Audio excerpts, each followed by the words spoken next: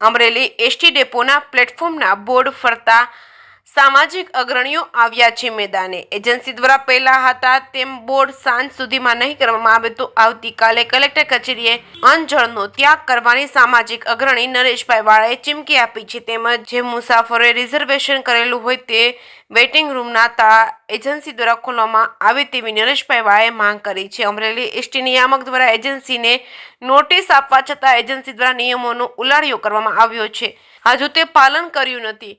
જે કેસની ગુજરાતી સાથે જૈનિક સોજિત્રા અમરેલી। આપણે અણજળનો ત્યાગ કરવાની ફરજ એટલા માટે પડે એમ છે, આપણે અણજળનો ત્યાગ કરવો નથી, ફરજ પાડે એવું આ લોકો કાર્યકૃત્ય કરે છે।